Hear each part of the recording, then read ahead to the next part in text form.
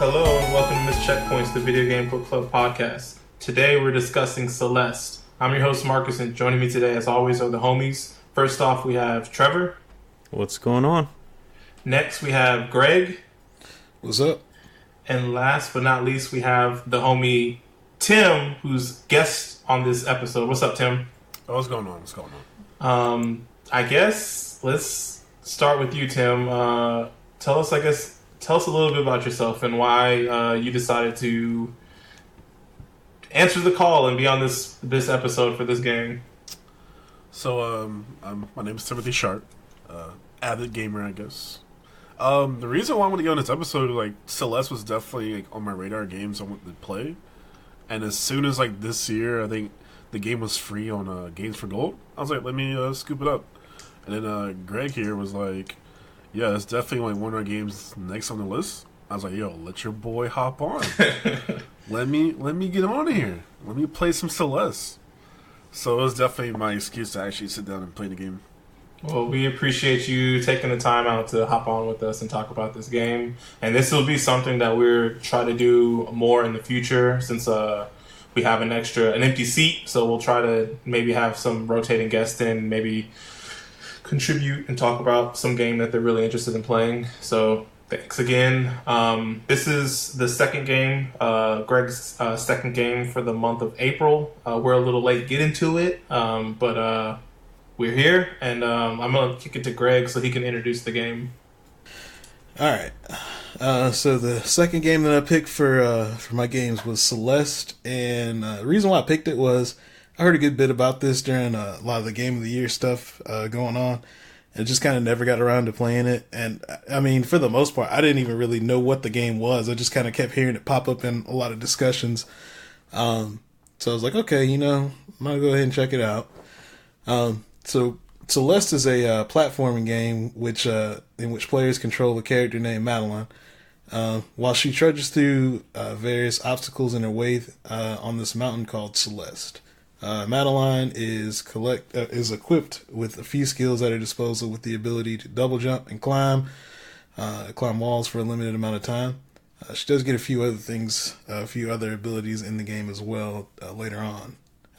The game does have some similarities with platformers like Super Meat Boy in that there's a lot of deaths, but they're not very punishing, and they don't take you out of the game very quick for very long amounts of time. So there is something in the game called Assist Mode, which changes some of the gameplay by giving you infinite jumps or an extra jump, invincibility, and can also slow down the game speed as well. There's also collectibles in the game in the form of strawberries, tapes known as B-sides, and a few other items that I guess I don't want to spoil anything as far as that. The developers of the game are Noel Berry and Matt Thorson, which Noel Berry is known for Skytorn, which I looked that up as soon as I saw that, and I was like, the art style for both of those games look pretty close to Celeste. But these two guys ended up creating a prototype for Celeste in 2 days during Game Jam. I don't know if you guys are familiar with Game Jam, but it's a kind of festival where a bunch of developers get together and they plan out, design, and create game prototypes. Basically, this usually takes place within 24 to 72 hours. It's mostly games, but they've also done board games there as well. Some games that kind of came out of that were Goat Simulator, Super Hot, and Gods Will Be Watching. The result of what they worked on out there was ended up being a difficult platformer with 30 levels for the Pico 8, which is basically a virtual machine. It's kind of like a fake 8-bit console, but people use it to make these kind of really reflex-driven platforming games. And they took inspiration from a lot of the difficult Super Nintendo era platformers. They ended up taking this idea and fleshed it out a bit into a standalone release with over 200 rooms between 8 chapters, and they also live streamed parts of their development during the process. Celeste ended up being released on Switch, PS4, Xbox One, Windows, Linux, and Mac OS. Man, it's literally on everything. On January 25th, 2018. Celeste received positive reviews, sitting at around 91 on Metacritic across all its platforms, and ended up on several end-of-the-year lists. By the end of 2018, the game had sold over 500,000 copies. So that's about all I have for the intro of the game. So if we want to start as far as the gameplay now? Let's hold off on that real quick. Just a quick around the table. What did everybody play it on? So I played on Xbox One. Xbox One as well. I played on Xbox as well.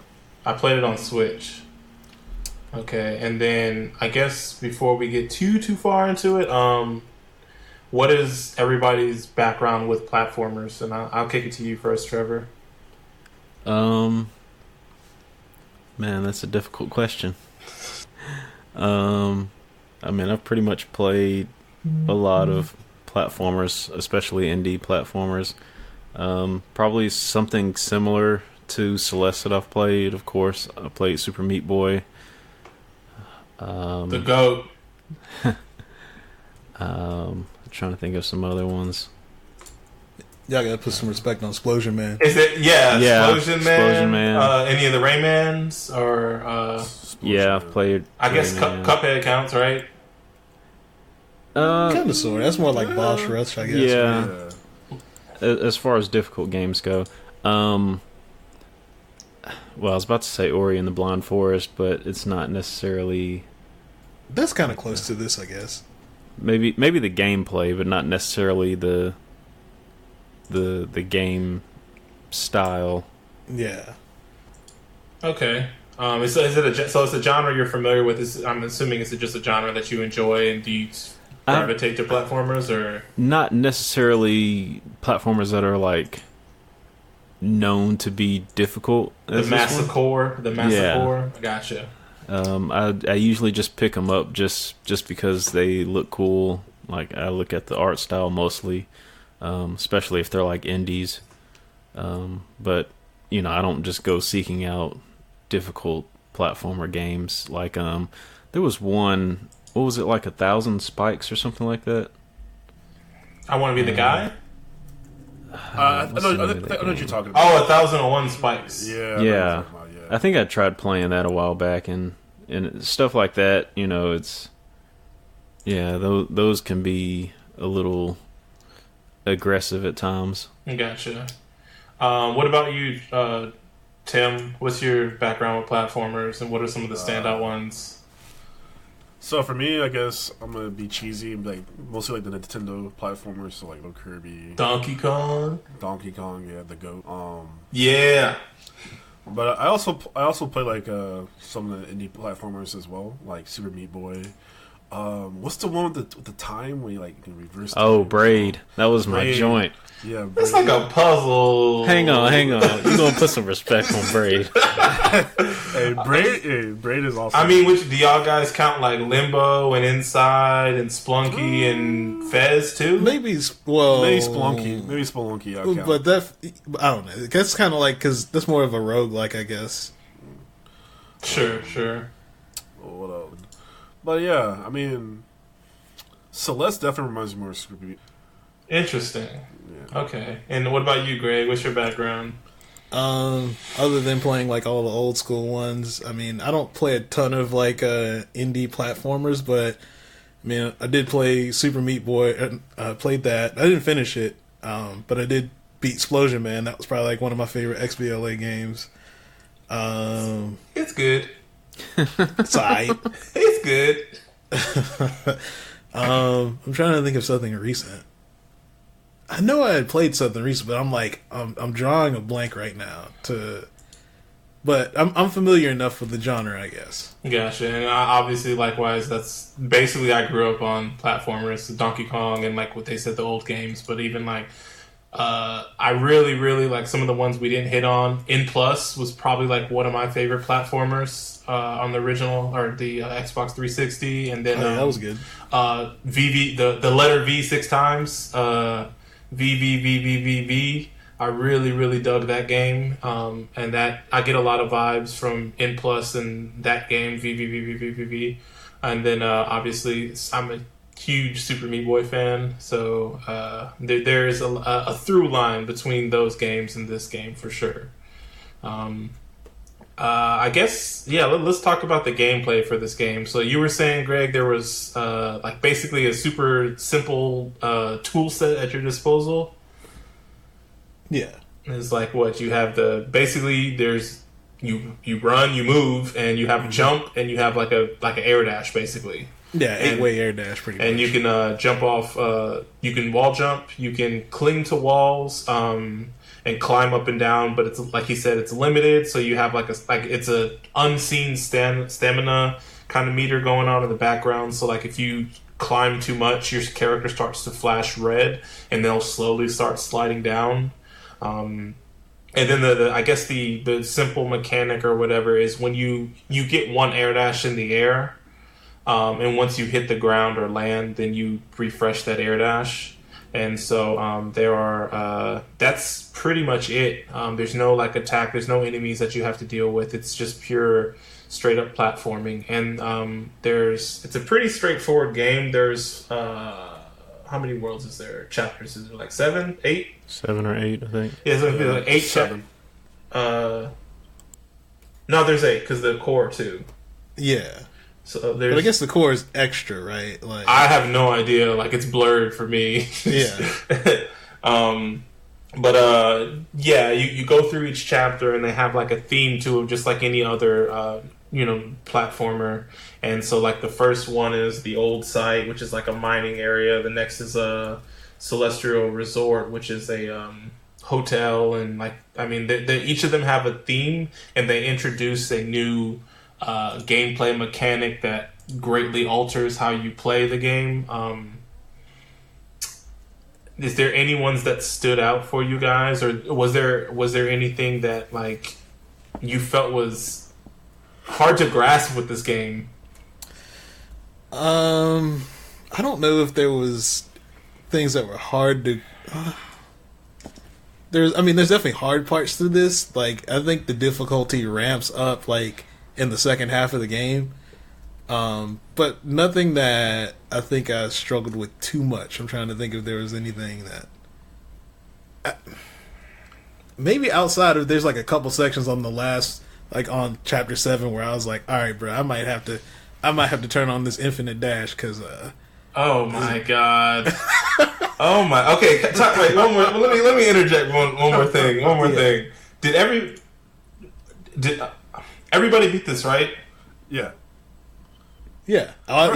First of all, I didn't know there was an option for infinite dash, so I definitely beat it like a man. Okay, Trevor, you didn't. I'm guessing you. I knew you were having some issues. Did you end up beating it or not? No, I finished chapter 4. Okay, but you just ran out of time, right? I didn't even know there was an infinite dash. Can I? The frustrating thing about you guys talking about this game in the chat was that, and we've said it a bunch here too. This game is, to me, extra caveat. I don't think this game is difficult. Like. Okay. Go ahead. It's not difficult.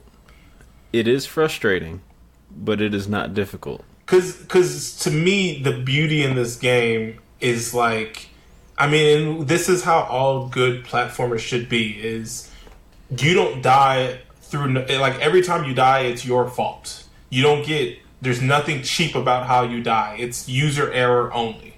The one particular part that I got stuck on was when they introduced the wind mechanic. But that's just like that's just the mechanic in the game. Like what's so cheap about it? Like everybody has to deal with it. I just couldn't get the timing. Okay. Am I on this island by myself? But, I don't. The game's not hard, but I will say this: Chapter 5, it sucked. Which chapter? Which is chapter 5? Which one is that? Okay, so chapter The 5. temple. Yeah. I think that's the first time they introduced the platforms that move when you dash. Okay. Yeah. Okay. Yeah, chapter 5 sucked. That was actually good. Yeah.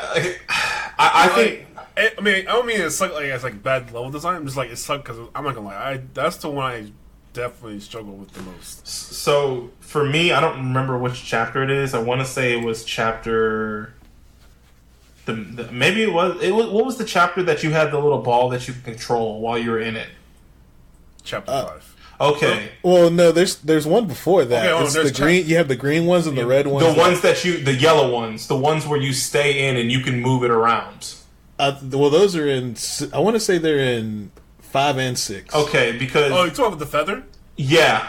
Okay, yeah. That's in 6. So I'm playing on Switch, and the entire time I'm playing on the D-pad, and That's your first mistake. and no, because I always play platformers with the D-pad, like just because it's how I grew up or whatever. And every time I got one of those, I lost all my fidelity with controlling that thing with the D-pad, and I always had to switch over to the left thumbstick.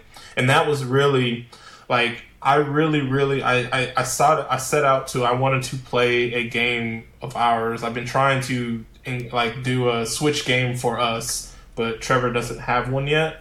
And I wanted to try to play some games on Switch. So I was like, I'm making it a point to play this game on Switch. And other than that, I thought this game was really, really dope on Switch. My hands, I have bigger hands, and I thought maybe it'd be a problem playing this for long periods of time, and that wasn't an issue. And this was the perfect type of pick up and play game where I could the way the game is set up is there's a chapter, and you enter the chapter, and then you play till you beat the chapter. And the chapter's kind of divided up in sections, but you as the player don't really know when you reach a new section. And you're just clearing rooms, and a room maybe takes 10 to 30 seconds to clear. And you're just going from room to room, and you can literally just save the game or turn it off and start the game up from that room anyways. And it just made it extra convenient to do it on Switch. So that was really cool. But that was the one chapter where it was and I think that was mostly just the thing I was playing on and not necessarily the game being difficult. I will say that did you guys go for the strawberries? Nah, I mean, I would get them sometimes, but there were times, so if it was on the way and I felt like I wasn't going to cause myself a bunch of stress getting to it, I would go for it. But, if I looked at it and it was something kind of ridiculous, I'm like, nah, bruh. Yeah, keep it moving. For me, I went for so at the beginning of the game, I definitely was going for strawberries. Mm-hmm. But as time went on, I was like, dude, F it. I'm not about to do this. I'm going to just collect the B-sides instead. Bro. We got to get to that too. Just me, or were the B-sides easier to get than the strawberries? They felt like it. Nah, I don't think so. Well, maybe the ones I got. I only got 3 B-sides, but those were the ones I got weren't horrible. I didn't feel like I mean, they didn't feel too challenging, I guess. So I was playing this game, and I played that first entire chapter going for every strawberry that I saw. And that was, to me, where the difficulty laid in. And so I knew, for the most part, knowing you guys, I was like, they're not going for strawberries. So I was like, that's why it was crazy to me that you guys think the main game is difficult. Because, this going for strawberries is where, the game is difficult. And, the cool thing, or the thing that I really appreciate about the game, is that, for those that are listening, strawberries are the collectibles. Those are in the collectibles in the game. And they really don't do anything. It's mostly, I think they even have a pro tip or a tool tip that says, strawberries don't do anything. They're just something that, a badge you can show your friends. And I thought that was a lie. So apparently, the amount of strawberries you have can change the ending. I didn't look up what it does or how it changes it, but yeah, I mean, I think so, because I had I collected about 100. I think I had about, right now I have 150 strawberries, and I think I had 100 when I beat the game, and I had I guess a good ending or whatever. I didn't actually check to see what the different endings were. But I thought that's where the difficulty in the game was added in, and like that's kind of why I'm kind of pushing back on you guys with the comparisons to Super Meat Boy, because like I feel like Super Meat Boy, like just the main game itself is difficult. They like that's without even doing the collectibles or getting the new characters or anything. And I feel like the main game for this is, I don't want to say easy, but I feel like this is like you make this game as hard as you want to make it. And I feel like this is like a good introductory platformer game because it's really simple mechanics that you can wrap your head around, and they introduce it in a really smart way where it's just like this entire chapter is dedicated to this mechanic. This next chapter is dedicated to this different mechanic. And so like they never overburden you with a lot of new things you have to learn. And the as you progress through the chapter, the game gets progressively harder. Or the chapter gets like the puzzles you're solving gets more difficult. But I think that they do it in such a smart way that I never felt like I was like, oh my god, what do I do? It was mostly like, oh, I just need to tighten up my execution and I can pass this section. Yeah, I think the reason why I would say it gets, I wouldn't say it's like a really difficult game, but it's a lot of like kind of Twitch based, like, okay, I need to make sure that I press this button at this right timing to get this jump, basically. Which it's not difficult, but it's definitely like, I mean, it's skill based, right? So it just depends on like how good you are, I guess, at that, right? I mean, that's fair for sure. And like we kind of all were talking, like I think we're all seem to have a pretty expansive background in platformers, so it's kind of surprising just to, like you guys were saying, like, oh, like, this is difficult or whatever. And I'm not knocking you guys, but I think that I think this is a really good game. Like if somebody were to get into games or like wanted to play a platformer, I think I would point to this game as this is a good game because it has something for everyone as far as difficulty. So if you think like, oh, like this game is challenging, you can turn on assist mode or whatever and go through the game, or you can just play it straight up. If you want to add your own challenge, then you can start collecting the strawberries. And even like that's not even including the B-sides or finding the crystal hearts, which I've been going through that, and the B-sides are pretty dope. And I think that's where the game really shines as far as like what I'm looking for. That makes sense. Did any of you guys mess with the B-sides or? I got a few of them, but I haven't done anything with them though. Okay. Yeah. Did you, Tim or Trevor? I didn't play it yet either as well. I got them, but I didn't know what you were supposed to do with them. Oh yeah. So when you go to the main menu, and when you select a level that you have a B-side on, you just at the bottom there's a new like tab, and you can scroll over to B-side, and you basically play a level, which is basically a remix level of the level. So like for the hotel level, you play a remix level with the same mechanics from that, but it's more difficult. They remove all strawberries from that level, so there's nothing for you to collect except for at the very end there's a crystal heart, I think is what it is, or not a crystal heart, a red heart for you to find. And it's super smart. And then like another thing too is they remix. They bring. I looked it up. The composer for this game's name is Lena Rain, and I typically some of these games like I kind of play like as a podcast game where I have a podcast going on in the background or whatever. But I really dug the music in this game. The soundtrack slaps. Yeah, the soundtrack in this game is really dope. And my favorite part is these B-sides. They take a composer that had nothing to do with this game, and they remix the song that Lena created on the original level, and they remix that and create their own. So like the first B-side I played was I think for the second chapter, and it was done by Ben Prunty, who is the composer for FTL and Into the Breach, which are like two of my favorite games ever. And it sounded exactly like his style, but done for Celeste. And it was so dope. And I just played a level recently that was the composer was Too Mellow, which is the person that does the music for Waypoints, the podcast that we all that you guys have listened to, the video game podcast that Vice does. So like those are pretty dope, and it's super dope because like I said, the B-sides, the game tracks your deaths, and like pretty much all the B-sides, they took me longer to beat, and I died more often than I did in the main one. So it's like there's more of a challenge in it. So it's like not necessarily necessary for you to do, but it's kind of like the completionist, like, and that's 100% me. So I was like, yo, I gotta beat this and see what it's about. And I really, really, really dug the B-sides.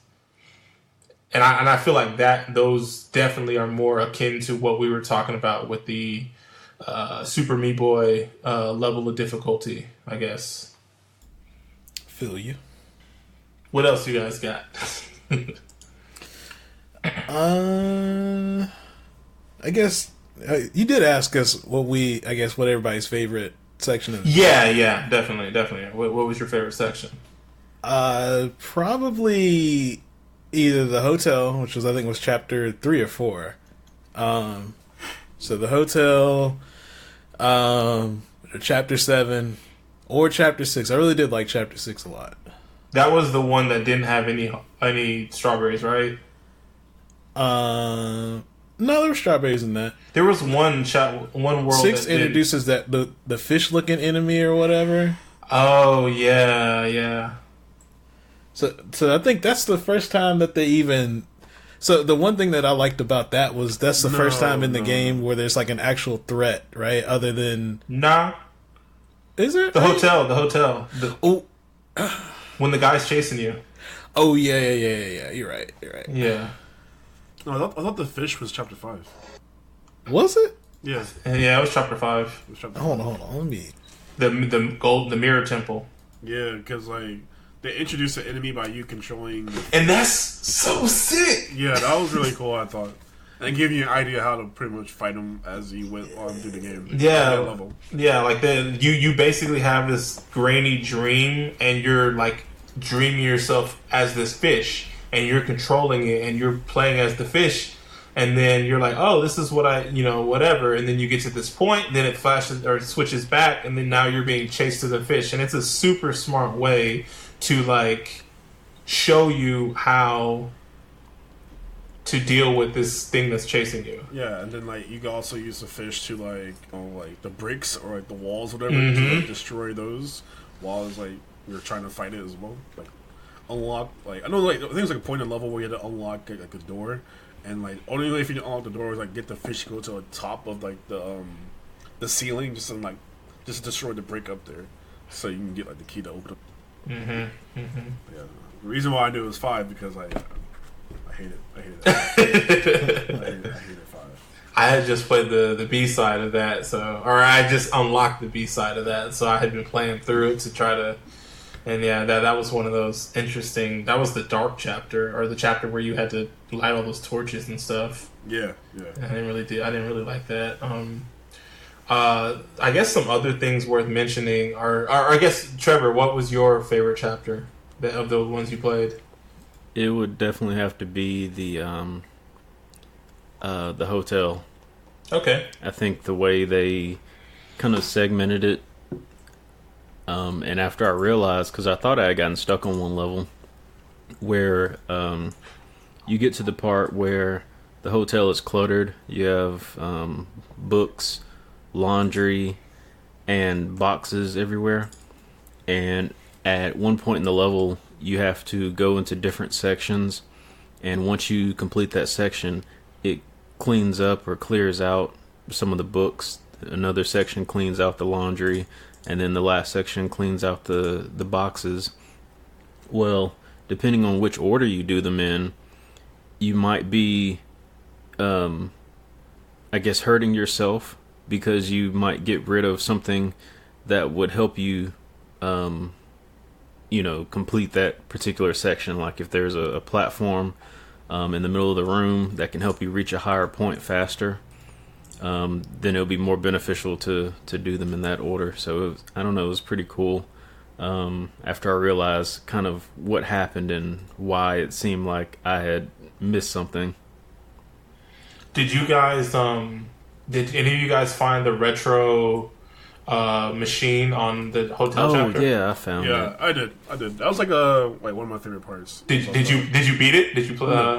I didn't beat it. I feel like it was like an endless thing. I was like, shit. Like, let me just continue playing the game. But like, I feel like I get like 30 minutes of it. So I looked it up because I wanted to see how long it was. Because I was just like you. I was like, dang, is this endless? And it only goes up to, I think it was 3,000. So I ended up finishing it, and you don't get anything for finishing it, but it was really cool, and it was like a cool twist where you were basically playing the same game. Like it was like an 8-bit version of Celeste, but they tweaked the mechanics so instead of being you can no longer wall climb or cling or whatever, and you got 2 dashes instead. And it took me maybe about 50 minutes to beat, and it completely messed me up going back into the main game because I was like forgetting how to play the game because I was like in this little like setting for a while. But I thought I really dug playing that, and that was one of my favorite like parts of the game. But I think the chapter that was my favorite was chapter, I want to say chapter 7, when you get the second air dash.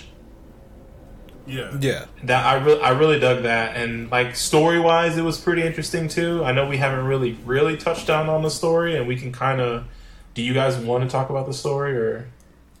Yeah, let's do it. Okay, so basically, if I'm not mistaken, Madeline. This is going to be very, very basic, by the way, because I took notes on it, but I lost my notebook, so I'm just showing off the top of my head, but I think Madeline is basically she's in like she's trying to challenge herself, right? And that's why she goes to this mountain. She needs to find herself. So she thought like I can climb this mountain, and the Celeste mountain, and you meet like an older woman there that kind of tells her about the mountain and everything, and then she starts on her journey. And so that's the background of what's going on in this game. So every new environment she's hitting is a little bit further and further up the mountain. So along the way she meets a fellow climber, Theo, and they become friends, and they go on further. At the hotel they meet this concierge, Mr. Oshiro or whatever. Oh, yeah, Oshiro. He's like the last surviving. Think of The Shining. He's like the last surviving, or not even. He's the last person that stayed at that hotel, working there. Everybody else left it when it closed down, and he just kept tending to it and eventually died. And so his ghost is still taking care of this. And he convinces Madeline to stay, and her and Theo get separated, and then they meet up afterwards, and they take this gondola up this chasm, and along the chasm it stalls, and Madeline has a panic attack, which Theo really tells her how to calm down. And this was actually another one of my favorite like standout sections in this game was the breathing mini game they had. Did you guys did you get to that, Trevor? I hated it. What did you hate? I mean, what was the bad part of that? So I like for the longest time I was like, what am I doing here? Like, and I'm just pushing up and down on an analog stick, like trying to figure out what am I supposed to be doing? And then I was like, oh, I'm supposed to get like the feather into the box. Yeah. And I'm just like, well, damn, I wish I would have figured this out sooner, because I spent like 45 minutes like trying to figure out what's going on here. I just mashed. Wow. As shown by my other, I forgot what other game we were talking about. I was just mashed or whatever, but I definitely mashed, and I was like, oh, okay, so that's making the feather go up and down. So it's just about timing it to stay within that box. I was like, oh, okay. Was that after the hotel? It was after the hotel. I don't remember that part. It's like when you guys get stuck on that gondola going up. Did you remember that? Was it after the wind level? The wind. wind. I think it happens. It's before the wind level. that? I think. Yeah, it's like in between. I don't think I got that. It's basically what it is this mini game where Madeline is having this panic attack because the gondola gets stuck, and she's like freaking out, and Theo's like, yo, chill, and then he tells her this breathing technique, which is basically she closes her eyes and she envisions a feather falling down, and so anytime she breathes in, or exhales, anytime she breathes in, the feather's going down, anytime she exhales, the feather's going up. And so like she needs to focus on keeping the feather, and that's what he's telling her, focus on keeping the feather in the air, but then you as the player, you have a box that you are basically tracking the feather and making sure that you keep the feather in the box as the box gets smaller and smaller. And I think it was a really, really cool portrayal of how people have panic attacks, and like how people have to deal with it, because like that's not something I've never had a panic attack or whatever, but I do think that breathing technique, I've seen people have some type of breathing technique or some type of regimen that they have to do in order to help them deal with it. So I thought that was really cool that the game had a unique way of addressing that. And I think as you get further along, you get up to the ancient temple, which is the wind level you were talking about, Trevor, and that's where Madeline and Theo switch up, which is he ends up being trapped in a mirror. Oh, and I forgot to introduce the part of Madeline. Yeah, I was about to say, did we even talk about like, this whole battle with her? So I think at one point they talk about Madeline like having depression or like she does. So is this basically that manifested? I believe, yeah. So basically, she has this dream, like one of the first, I think after the first level, and this dark version of herself hops out of her body, basically a shadow Madeline, and they call it in the game part of Madeline. And she's basically causing all these shenanigans to prevent Madeline from climbing the mountain, first verbally and then by force. So she's kind of trying to prevent her from climbing. So the way the gondola gets stalled to Madeline is this shadow version of herself does something that prevents the gondola from going up, and that's what leads her to have her panic attack. And so in the next one, basically when Theo gets trapped in the mirror, in the temple's mirrors, Madeline thinks that her shadow version is the one who's responsible for that, which she can speak and interact with the shadow version, and the shadow version is like that. I had nothing to do with that, and she basically leaves, which forces Madeline to kind of rescue her and Theo on her own. And like I really dug the end part, because you had to use Theo, who was trapped in like wasn't he trapped in like a block of like ice or something? Yeah, I guess. And you had to use him to solve like some puzzles. And I forgot that was a really cool section too. And like you got to pick him up and throw him and use him for cover and use him to stand on. You can even use him as like a way to hit the enemy. Yeah. That was actually a really, really cool section of the game as well. And then after you beat the temple and you break Theo free, you fall asleep and you dream of meeting your shadow version again. And who basically, I think Madeline says represents everything that she needs to let go. And then her and this character have a battle, and she ends up falling down the mountain. Yeah. And this is where she meets that wise granny again, who says that Shadow Madeline may just be scared, and suggests that Madeline should just try talking to her depression, I guess. And they have this long, drawn out encounter, and then she ends up, talking to her and apologizing, and they kind of make up, and they kind of merge together, and that's when. I guess she kind of. Well, I guess it doesn't. I don't know if it really matters, but you skip past the part that you basically have like a boss battle with her. Yeah, and that's what I'm saying. Yeah. They have some type of encounter where like she's like No, I don't know. It's kind of really interesting. It's a cool boss battle, but it was just kind of like Shadow Madeline was being hard headed and didn't want to hear what you had to say. Yeah. But you were trying to be like, come on, we can do this. If we do this together, we can, defeat this or deal with this mountain. And basically they end up making good, and I guess this represents the way the game represents it, or I guess how the game is representing it is she has to get over herself and her depression and come to terms with it, and like not try to fight it, but to try to accept it in order to overcome this challenge that is the mountain.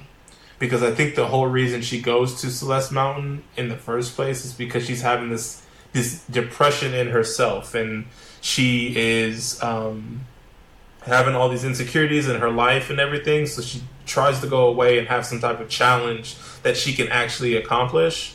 And the depression part of her and why it breaks out of her is basically like, oh, well, it's all the insecurities that she has in herself that's holding her back. And it's literally holding her back from completing this task of climbing the mountain. Right. And in order for her to climb the mountain and get to the summit, she has to accept all these insecurities that she has, come to terms with them, and then she can reach the top. But it's pretty sick because once they come to, in the game, once they merge or whatever, and she becomes whole again, she gets the 2 air dashes. Yeah. And then that's when I don't know what it is, but having 2 air dashes is so sick. Not only that, man, I think that's the best part of the game, because it's like, not only is like the last chapter kind of a culmination of everything that you've already been doing, and it's just like you get that double jump, so it's like obviously they can make mechanically they can kind of make a little bit more advanced pathways for you since you have an extra jump. I think that's like part of or at least that's why I think that's like one of the more fun, or probably the most fun section of the game. Mm-hmm. It definitely made things easier. Yeah. Having a second dash. Yeah.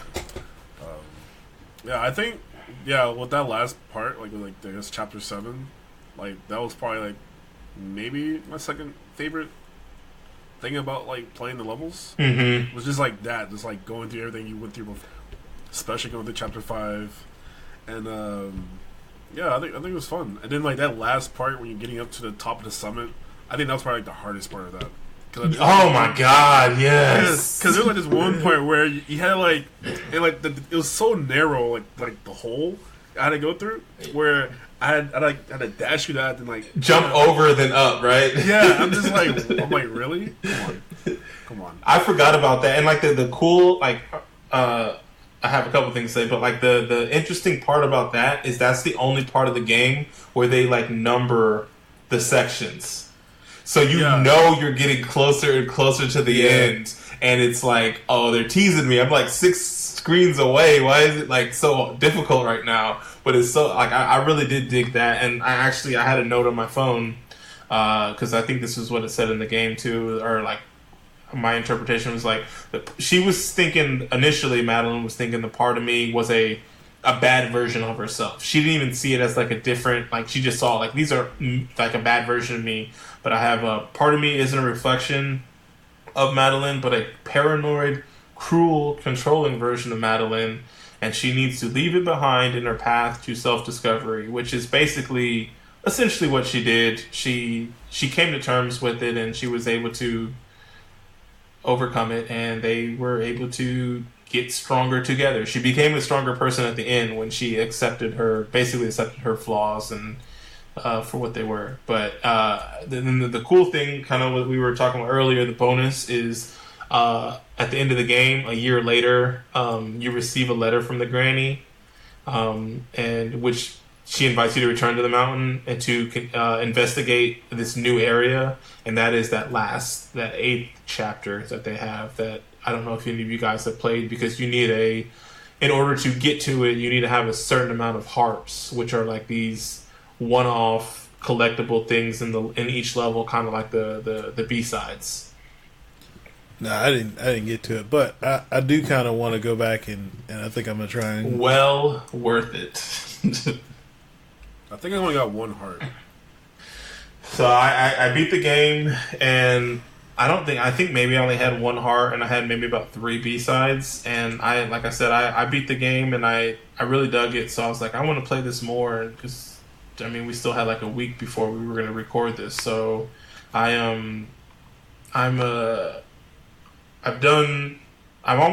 need one more B-side I need to collect, and I have like 4 more hearts, and I just looked it up, and apparently there's a C-side as well. Yeah. So the C-sides are even more difficult versions of the B-sides, I guess. So I'm really looking forward to doing that. But this game is dope. Like, I think it's I'm surprised I didn't see it. Maybe it's because it came out so early that people forgot about it or something. 'Cause you know how that goes. Because it came out like that January, and like it was up for Game of the Year like award. Yeah, I mean, it definitely was, but like I just don't remember hearing people talk about it. You know, like it was just kind of like, oh yeah, and like Celeste, and it's like, yo, like this game. I mean, I didn't play it. You know, I remember you guys know me. Patrick Klepek talking about it. Mm-hmm. And it's just like it just seemed like I don't think it got its. Maybe because of the time of the year it came out, but I just don't think enough people talked about it for. Yeah, I think that's just the thing with when it comes to Game of the Year discussions. Like the earlier you come out in the year, you know, it's hard for people to, you know, always remember the newest things always fresh in mind. Not comparing it at all because they came out in different years, but like I remember when Dead Cells came out, and everybody was talking about it on like all these video game podcasts, and it definitely showed up at the end of the year, and that came out in May, you know, so it came out like 4 months later. Like I said, granted it's a different year, but it was like that was like one of like it was definitely on a lot of top 10 lists, just like Celeste was, and they both deserved it. But it was like I think these games are both equally great games, and it just seemed like one was talked about a lot more, and I think it mostly just had to do about coming out later in the year.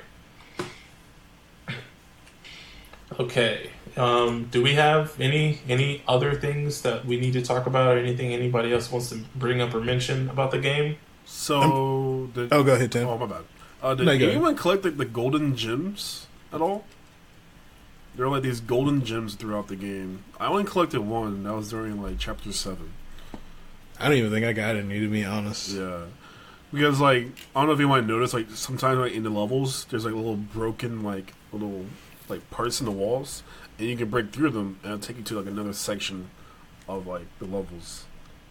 What, the golden gems? Yeah, there's like these golden gems you can collect. See, okay, because there is these puzzles that, you know, like Tony Hawk, how like you had to do like combo and collect all the letters in one combo. Yeah. There is these sections in this game, and each level seems to have one of these type of strawberries, where if you collect every single piece, like they're different. So one of them is like a color based one, so you have to touch the colors in a certain order in order to unlock the strawberry. There have been 2 that I've seen that are like you have to collect these shattered golden pieces in order for you to unlock the strawberry. So I'm wondering if you are talking about one of those things and you actually didn't collect a golden gem, you were supposed to like hit every single one to unlock the strawberry. So in this case, no, because it was like when I went into the room, it was just there. There was no strawberry or nothing. It was just like one gem I had to collect. Do you know what level or what chapter? This was in chapter 7, and it was during we went back to the hotel. So pretty much we went to like the laundromat area, the washroom. And it was just there. And so, yeah. And, like, because there are also, like, these green gems you collect as well. Oh, wait. I think you're talking about I think it's they're jewels or something? Yeah, jewels, yeah. Okay, yeah, I didn't do any of that. I'm actually on chapter 7, the wiki guide right now, because I want to see what you're talking about. And, yeah, it seems like a little, I think there's something... If I'm assuming there's something, if you collect them all, like maybe you unlock the C-sides or something like that. But I definitely see this yellow thing you're talking about now. Yeah. And so like that was like something interesting in the game. I thought it was like well besides collecting the B sides and like the strawberries, you had to collect those as well. I think I got like 3 of the green ones. It was just like I just came across them randomly. Okay. In the earlier part of the game. Yeah, I didn't run into any of those, but I'm gonna try to 100% this game. So I definitely will know what you're talking about. Hopefully soon. But I thought the game was great. I liked how it talked about like in its own way, talked about depression and panic and shit like that. I thought it was really cool. I thought the level designs were great. The music was awesome, like especially in the later part of the games. I really enjoyed Chapter 6. I thought the introducing the feather, where you turn into like the golden orb, the yellow orb. Yeah, I mean, I liked it, but I just didn't like it playing on Switch. Going back and forth was, especially I did the B-sides of that, and there's way more of those feathers, and just like, it's a lot more difficult, and having to go back and forth between my D-pad and joystick was not fun for me, but yeah. No, I just thought the game did a great job with like pacing itself. Yeah. I thought the pacing was really good. Yeah, I mean it's good about always introducing something new each chapter, right? It's not not very stagnant. Even though your tool set's limited, they do enough with it within that to keep things fresh. Can I tell you something that blew my mind? What's that? That I didn't know was a thing until I was trying to collect. One of the things that I really, really like, and I said this a lot of times already, is like its depth isn't immediately obvious, and so there are some strawberries in the first chapter where the only way you collect it is by going back and forth between screens. Because I didn't know this. If you it resets your jump, if every time you go to a new screen, it resets your air dash.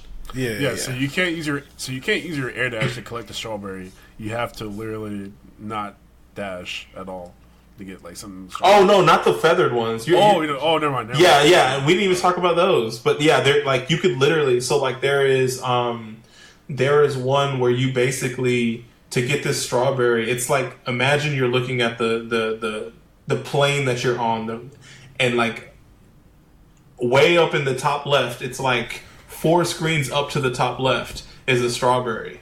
And the way to reach it is you air dash up diagonal to the right to go to the next side of the screen. Then you do up left to the other side, and you're just zigzagging between 2 screens, and you're getting progressively higher because your air dash is being reset. And then you start going to the left, and you're doing the top and bottom of the screen. If that makes any sense. Yeah, I don't know what you're talking about. I don't know what you're talking about. Did anybody get what I'm saying? Kinda. Okay, so like, say you're walking down a hallway to the very end, right? And so when you hit the edge of the screen, you're into the next room, right? Mm-hmm. So what happens is before you get to the edge of the screen, you jump and air dash up forward to the edge of the screen. When you go to the other side, you're up in the air and you have your air dash back. Does it still keep that same momentum? Yes. Oh, all right. So you just basically snake back and forth between the edge of the screens, the 2 rooms, and you basically get higher and higher in the air. And then you use that momentum to get like. Basically, you're not using any platforms because there's nothing for you to jump off of, but you're like flying in the air almost. You're getting higher and higher. That's almost something like in like an older game that would be like a glitch or like an oversight, but then like they've actually designed. It's like saying in Mega Man, when you're going to the boss thing and you're running down and you jump, and then the door closes and it shows the new screen and you're in the air still. Yeah. And imagine you could jump again before you hit the ground. Yeah. And like the game, like my favorite part is at no point in this game do you ever really need to use that. It is not necessary for you to beat this game, and you never learn it. The game never tells you that. And once because you can do it like in any room. You can like literally jump and then go to the jump air dash off the side of the screen, get to the next room, see your thing reset, but that's about it. The game doesn't blatantly tell you that, but once you figure that out, then you're like, oh, that's how I get up to here, and it's so tight. It's one of those things. It's just like it makes you think about how you could play, or I guess there's probably other situations where you'll have to use that as well. So, but yeah, it's one of those things. It's like man, I didn't know I could do this the entire time. Yeah, and it's like like I said, the game doesn't tell you, like they don't tell you can do this thing, and it doesn't really, like, you don't need to do it in order to beat the game, but just learning it, it's just like, oh, like this is something that I have up my sleeve in case of this situation, or it's just it's really cool. I really dig that. Like, I think this game is really smartly designed. Trevor, what's up? you watched the walkthrough, but do you foresee this being a game that you finish, or nah? Yeah, I had a lot of fun playing this game. Okay. I just kind of ran out of time, planning a 1-year-old birthday party and finishing up a final. So it's been a busy week. You're the man, though. You guys got anything else you want to say about Celeste on behalf of Celeste? Great game, great experience. Anybody has? I didn't end up getting a question. So does anybody have a question? I guess I'll ask. Does anybody remember how many deaths they had? I guess you're kind of, your number is going to be kind of tainted, Marq. But like, does anybody remember like roughly how many deaths they had? I took a picture of the end screen, so I know how many I had. I'm pretty sure half of my deaths came from the end of chapter 4. The wind? Yeah. and trying to get the hang of the clouds. Cause you the trampoline clouds? Yeah, you kind of have to jump after they raise back up. Hey man, you didn't even get to the little thwomp dudes and the moving platforms. The ones that you remember, the moving platforms that you could control? Oh yeah, I did get to those. Okay, you didn't get to the thwomp dudes though. Thwomp dudes. Like these, like like in Mario, the guys that go. Oh yeah. Like if you run underneath them, they slam down. Oh. In this game, they have dudes that are blocks like that, but then if you air dash into them, they charge at the direction that you air dash them, and you use them to complete puzzles. I had. Do you know how many you had, Tim? I don't remember how many I had. I know like there was a level where I had like 560 deaths. Okay. I think it was back in chapter 5. So I'm pretty sure my death count is probably like close to 2,000. My death count is OD. So my total death count is 2,818. But if I take out the B-sides, let me see. Let me do this math real quick, because it's a good portion of it is B-sides. Yeah, it's about 1,500 is the normal game, and about 1,300 is B-sides, and I haven't even finished the B-sides yet. I still have 3 more to do. So mine was $12.99. $12.99. Now, granted, I didn't get a bunch of strawberries. That's where a lot of them probably would come from if I did that. But just kind of, I think at the end I only had, I had fewer strawberries. I only had 16 strawberries. Dang. Yeah. Dang. Like I said, I was trying to get a few of them, or like if I looked at them and I was like, bro, this is too much. I was like, I'm not going to go for it. So yeah, like I said, I probably had about 100, just about 100 when I beat the game. So I do think I'm gonna play it and try and get all the B-sides and try and collect a bunch of stuff. The only thing I hate about it is I don't really play my Xbox very often. So now I'm in this weird situation of like, all right, now I gotta keep this thing. Yeah, I gotta keep this hooked up. I almost wish I played it on PC. Because it just, I'm always going to be on that. That's why I was glad I did it on Switch instead of my PS4. Because I was like, man, especially with moving and everything, I was like, man, I need to have a TV and a power cord, and at least with the Switch, I can just like pick it up and go. Yeah. Do you know how long it took you to beat the main game? What was my time? That's on that picture as well. 10 hours, 38 minutes. Okay. So I beat it in 6 hours, and then Look at this guy. And then with the B-sides, including the playtime of my B-sides, I'm about 13 and a half hours right now. Man, no, you beat the game in 6 hours. Yeah. Yeah, you can actually do that in less than that. I mean, yeah, I know it's like a speedrun game. It's just I'm thinking to myself like, well, okay, so I don't know how it tracks time because there's definitely times where I didn't pause the game, so I don't know. Well, obviously it's going to count that, but like, I don't know how much accounted for that. And then like, can I tell you something? Yeah, make you maybe even a little bit more salty. What? I actually beat it quicker than that. Okay. Like because I took a screenshot. Actually, I was just thinking about that. I thought I took a screenshot of the game. Maybe I didn't, but I just realized this 6 hours that it's saying right now is included when I went back in to collect the rest of the strawberries that I missed. So Right. I think it was probably about 5.5 hours, probably. Yeah, mine was about that.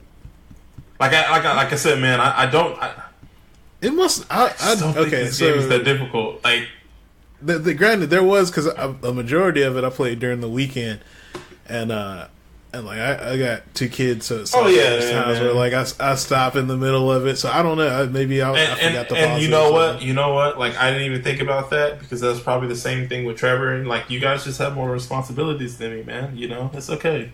It's okay. Can't be gross anymore at platformers. Because I was like straight up, like I was like, all right, cool. I got like nothing going on today, so let me go ahead and knock out this world and knock out a world. And I was going at it like I was knocking out 2 chapters a day or something like that. So just playing for like 30 minutes to an hour, knocking out a chapter, stopping, doing something else, and coming back and knocking out another chapter. I just realized I think something. the best Marcus. thing. What's up? Oh. That swimsuit you got us has a strawberry on it. Yeah. I was in it, dude. I was in it. And the flip flops. I